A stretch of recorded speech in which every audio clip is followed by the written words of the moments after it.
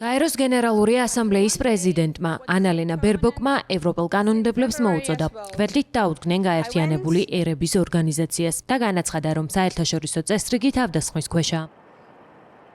მანვე მიანიშნა, რომ სწორედ მაშინ, როცა თანამშრომლობა განსაკუთრებით მნიშვნელოვანია და გაერთიანებული ერების ორგანიზაციის როლი განსაკუთრებული უნდა იყოს, ის ძალებიც კი, რომელთაც მშვიდობისა და უსაფრთხოების დაცვის განსაკუთრებული პასუხისმგებლობა ეკისრებათ, გაეროს შორდებიან და მას პირდაპირ ესხმიან თავს.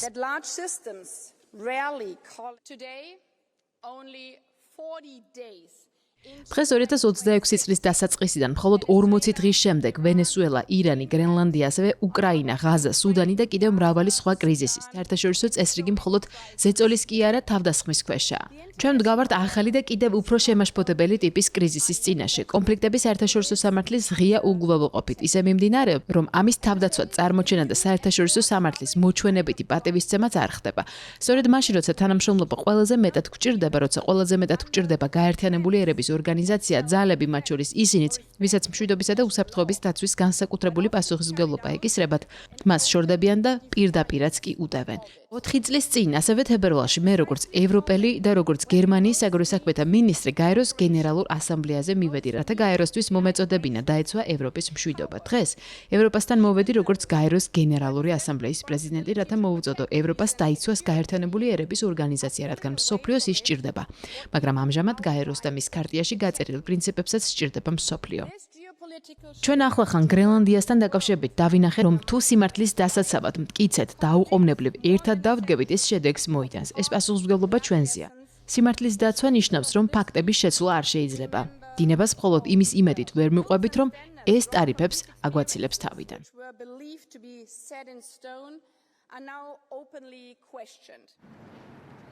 სამშაბათს ევროპარლამენტში ისაუბრა მარტა კოსმაც, ევროკომისარმა გაფართოების საკითხებში.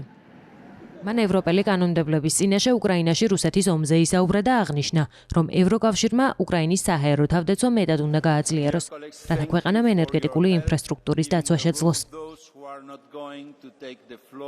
მან ხაზი გაუსვა, რომ გაძლიერებული საჰაერო თავდაცვა შემდგომი ზიანის თავიდან აცილებისა და მშვიდობიანი მოსახლეობისთვის ელექტროენერგიისა და გათბობის უზრუნველსაყოფისთვის აუცილებელია.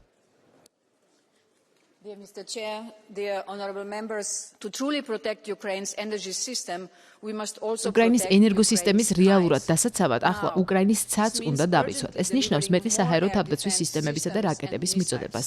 წევრ სახელმწიფოებს მოუწოდებ დაუყოვნებლივ იმოქმედონ, მათ შორის თუ შესაძლებელია საკუთარი ეროვნული მარაგები გამოიყენონ. ევროკომისარი თავდაცვის საკითხებში ანდრიუს კუბილიუსი ევროპის თავდაცვის ინდუსტრიასთან ერთად წარმოების ბარიერის აღმოფხვისა და მიწოდების დაჩქარებისთვის მუშაობს. სანამ აქ ვართ, უკრაინა კრიტიკულ ენერგეტიკულ ინფრასტრუქტურაზე მასშტაბურ თავდასხმებს უძლებს. ეს არის სისტემური განზრახ დარტყმები, რომლებიც მიზნად მშვიდობიანი მოსახლეობის სიბნელესა და სიცივეში დატოვებას ისახავს. რუსეთი ბრძოლის ველზე ვერ იმარჯვებს, ამიტომ ზამთარს იარაღად იყენებს. იგი ცდილობს ხელოვნურად შექმნას ჰუმანიტარული კატასტროფა. სამიზნეა საავადმყოფოები, წყლის სისტემები, გათბობის ქსელები, საცხოვრებელი სახლები. მარტა კოსმა თქვა ისიც, რომ ეს წინასწარ განზრახული სისასტიკეა და რომ მისი მიზანი უკრაინელი ხალხის გამძლეობის გადახვაა. თუმცა მისივე სიტყვებით რუსეთმა ამ მიზანს ვერ მიაღწია და ვერც მიაღწევს, რადგან უკრაინა მარტო არ არის და ევროპა მის გვერდით დგას.